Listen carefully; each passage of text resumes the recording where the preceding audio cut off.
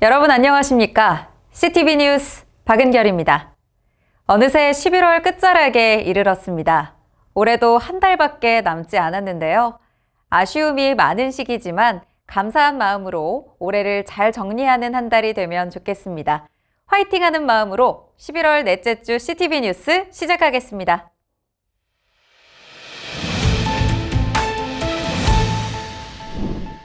총회정책연구소가 마침내 출범했습니다. 정책연구소의 신설 청원이 결의된 지 1년여 만의 일인데요. 이로써 정치 위주의 총회에서 정책 중심의 총회로 변화해야 한다는 교단적 바람에 한 걸음 다가서게 됐습니다. 총회정책연구소는 11월 18일 이사회를 연 데 이어 22일 출범 감사 예배를 통해 교단 정책의 구심점이 마련됐음을 알렸습니다. 총회장 김종영 목사는 총회정책연구소 이사장 신용기 목사와 연구소장 이국진 목사에게 위촉장을 전달하며 연구소가 교단과 한국교회를 선도하는 기관이 되기를 당부했습니다. 총회정책연구소 이사회는 임원진을 조직하고 본격적인 활동을 예고했습니다.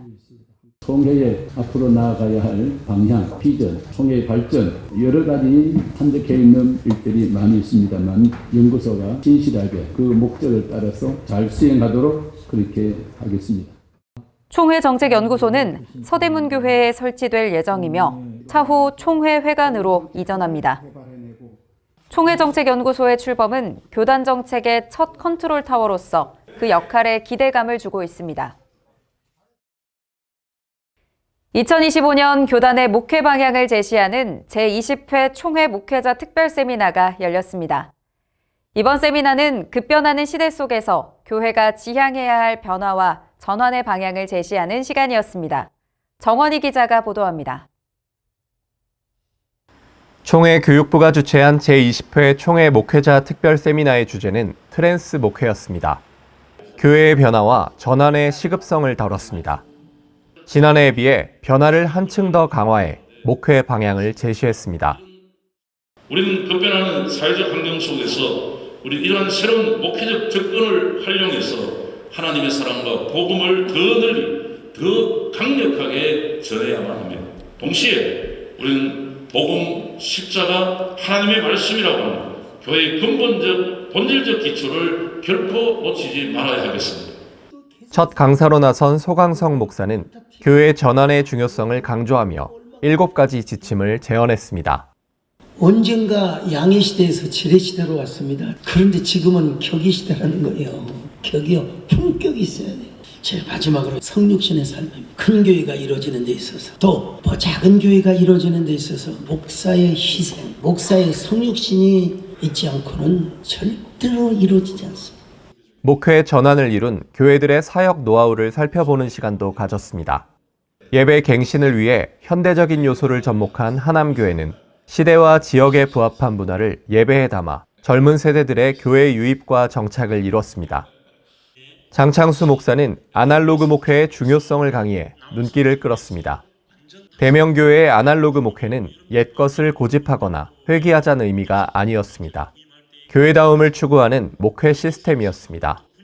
제가 과거의 전통적인 예배를 고수하고 이 아이들에게 그 전통의 예배를 강조하면서 어떻게 신앙에 접목을 할까 하니까 주변에 있는 분들이 저보고 미쳤다고 그러더라고요. 한 19년, 20년이 되니까 그래도 10배의 부흥이 되고 시설 면에서도 우리가 이만큼 성장을 하니까 요즘은 조금 기울이는 것 같아요. 옛날을 고수하자는 뜻이 아닙니다. 어떻게 하면 다음 세대들에게 기존 성도들이 가졌던 아름다운 신앙의 전통들을 이 아이들이 자연스럽게 받으면서 그것을 발전할 수 있는 것을 우리가 찾아야 됩니다. 총회 목회자 특별 세미나는 목회 비전과 예배, 설교와 새가족 사역에 이르기까지 교회의 변화와 전환의 필요성을 다시 목도하고 실제적인 방안을 공유하는 장이 됐습니다. CTV 뉴스 정원입니다.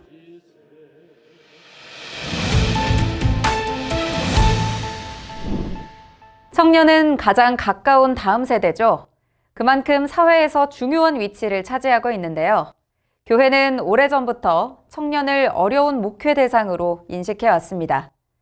이들은 교회의 부정적인 시선이 큰 세대이기도 합니다.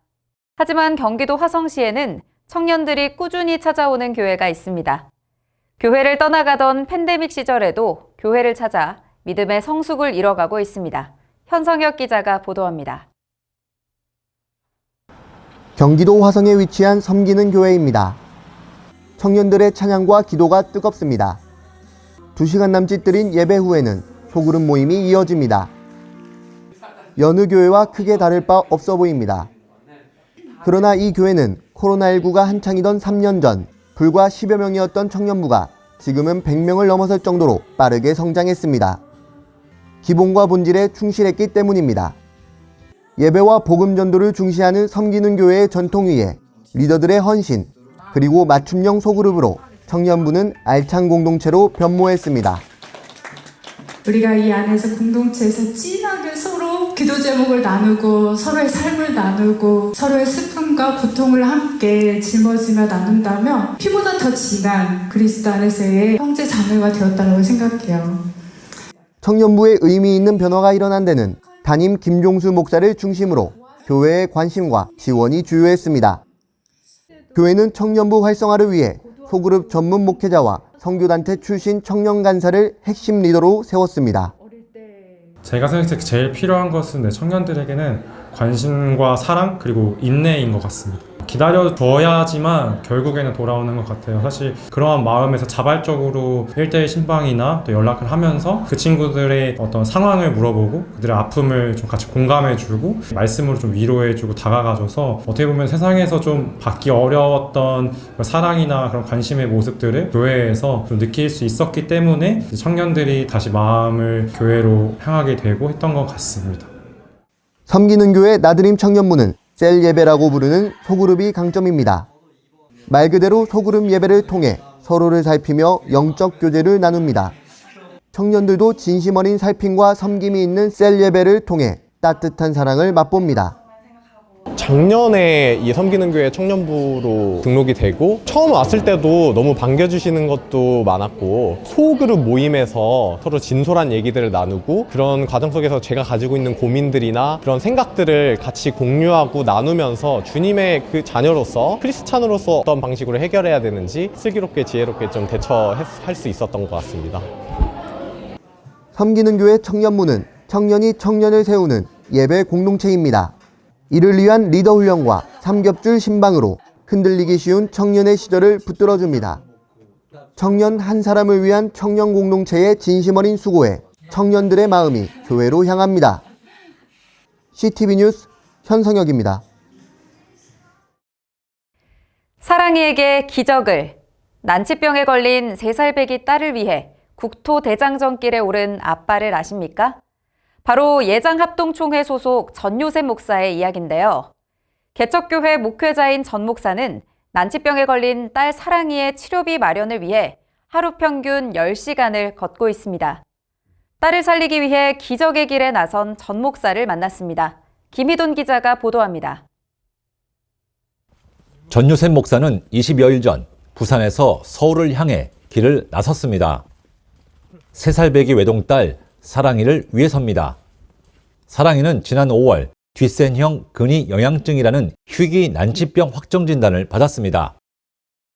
또래보다 걸음마가 늦는 줄로만 알았던 전 목사 부부에게 청천벽력 같은 소리였습니다. 발병 확률 5천만 분의 1, 성장하면서 걸을 수 없고 30세 이전에 사망하는 무서운 유전병입니다. 하지만 전 목사는 원망보다 하나님께서 허락하신 일이라는 확신이 들었습니다. 그리고 안도했습니다. 뒷센형 근위 영양증은 얼마 전 치료제가 개발된 근육병이기 때문입니다. 문제는 거액의 치료비. 전 목사는 사랑이의 치료비 모금을 위해 740km의 대장정에 나섰습니다. 사랑이랑 롯데월드 실내에서 사랑이가 즐겁게 웃는 모습 보고 싶습니다. 현재 사랑이에게 필요한 치료비는 무려 46억 원. 하지만 전 목사는 날마다 길 위에서 기적을 경험합니다. 그의 사연이 SNS와 매스컴을 통해 알려지면서 격려와 참여의 손길이 전국에서 답지한 겁니다. 날이 갈수록 무릎과 발목의 통증이 심해지고 체중이 줄어들 만큼 고되지만 거리에서 만난 이웃들은 전 목사에게 더욱 뚜렷한 희망을 보여줍니다. 사랑아, 우리한테 가장 고마운 분들이 계시는 우면동 교회 곧 와. 우리 사랑이랑 나중에 치료 잘 받고 두 발로 걸어서 이곳에 와서 덕분에 잘 걷고 건강해요 감사합니다 하러 뵈러 오자. 또 롯데월드도 가고 우리 사랑이 늘 사랑해. 전 목사는 대장정을 마치기 하루 전인 28일 서울 우면동 교회로 향했습니다. 전 목사 가정을 위해 기도하고 사랑이를 위해 국토대장정에 나설 수 있도록 용기를 준 교회이기 때문입니다. 따뜻한 환대와 기도회로 전 목사는 결국 참았던 눈물을 터뜨렸습니다.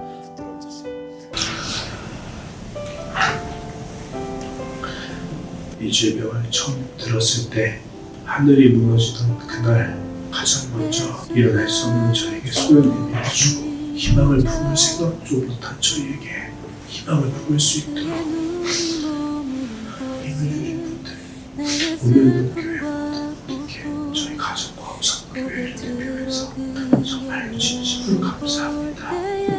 갑자기 사랑의 질병이 낫거나 이런 기적이 일어나지 않을지라도 하나님이 나에게 맡기고 돌보도록 이렇게 위임하신 하나님 딸이니까 매 순간 하나님 딸이니까 하나님이 알아서 그렇게 하나님 앞에 맡기고.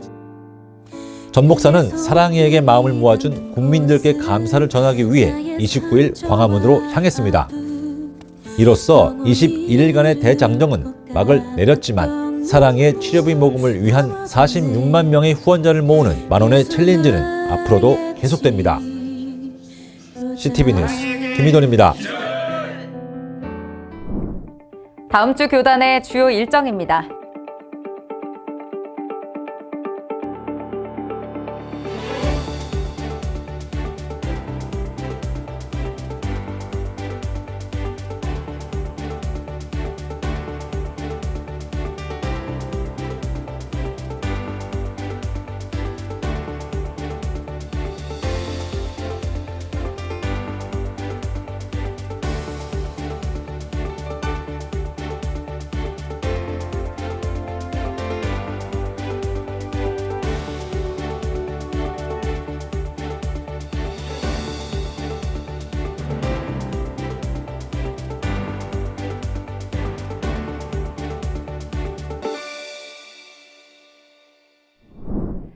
사랑하는 사랑아, 널 위해 이 길을 걸을 수 있어서 아빠는 참 기쁘다. 사랑의 아빠 전요셉 목사의 모습에 많은 시민들이 응원을 보내고 있습니다. 아픈 딸을 위해 길을 나설 수밖에 없는 아빠의 모습에서 사람들은 절망보다는 희망을 보는 것 같습니다. 그것만으로도 이미 기적은 시작된 것이 아닐까요?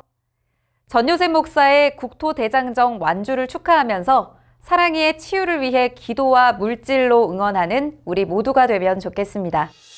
이상으로 CTV 뉴스를 마칩니다. 다음 주에는 더 좋은 소식으로 돌아오겠습니다. 구독과 좋아요, 알림 설정은 뉴스 제작에 큰 힘이 됩니다. 고맙습니다.